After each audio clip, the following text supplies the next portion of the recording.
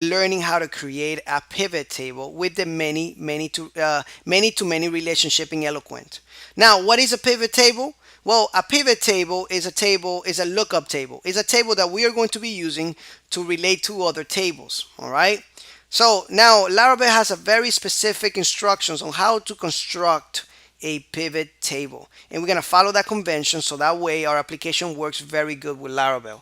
We don't have to do a lot of customization here if we use the right convention. All right, and I'm going to show you which one it is. But now let's say, for example, and we are going to do this, we want to create a roles for our users, right? We want to have different roles depending on the user. So, for example, for user with ID number one, which could be the admin, which is me, of course, we could create a role of administrator. And then if you want to be a subscriber, we can also create a role for subscriber for a different type of user, for maybe somebody that just signed up for a website or something like that, right? That's going to be a pretty cool thing to learn, I tell you right now. And many of you wish you learned this a long time ago, but I'm showing it to you right now. So we're gonna have to create three tables. We have the users table already here, so we're gonna use that. Then we need to create the roles table to keep the roles, the name of the roles, and then the third table is the pivot table, which is the lookup table, and that's gonna have the user ID and the role ID. All right, to relay those two. So let's go to terminal real quick and create those two migrations and model. So PHP artisan and make model role.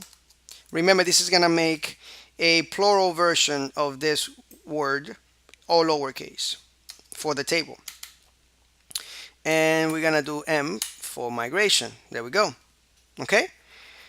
And the next one is the migration of the pivot table. So PHP artisan. Now this is very interesting, and we have to follow this convention. Now, what we need to do and what we are going to do, and let's go to our migration real quick. So database migration, and let's synchronize this. You guys probably don't have to do this. I have a lot of things running and my computer is not working 100% right now, but we can deal with it, right? So we have this table, the roles table right here. And well, we don't have it yet, but it's the migration. That's what we're gonna have, and we got the users table, right? What Laravel is asking us to do is to put these two together, whatever tables we are relating together, to make the name for the pivot table. So it's asking us to put users and roles together. All right, so we're gonna create a table called user roles, right? That's what you think from the beginning, right? We're gonna say, hey, users roles, right? Well, they also want us to do it a little different. What they want us to do is singularize this, make it singular like this, and not only that, but order it in alphabetical order.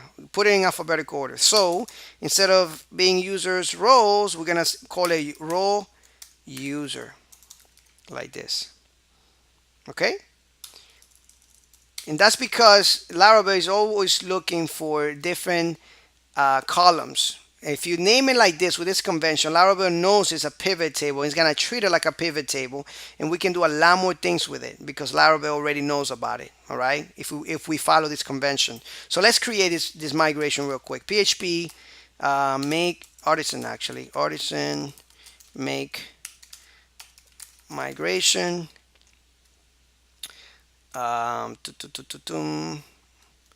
Role, actually create users roles table or something like that, and then the tag, the flag create, and then we put the name here, role user. Okay, enter. That should be good there. I'm gonna synchronize it in my end. You probably don't have to do that. All right, so as you can see, role user. And now what we need to do is start with the roles here, and we are going to say table, and this is going to be the name of the role, a string and that's gonna be the name. Okay, that's it. That's all we're gonna have on this table here. And then the roles, this one here is going to have the user ID and the role ID. I hope you understand what we're doing. Okay, so let's just do user ID first. And remember that Laravel, when we create a relationship in the model, Laravel already knows to look for the user ID, all right, and the role ID, because we're following that convention of putting everything singular and in lowercase. So role ID like this. Okay, beautiful. All right, so I'm gonna actually split this into two lectures, and we're gonna do the next. We're gonna continue on the next lecture. Thank you so much for watching, and I'll see you in the next lecture.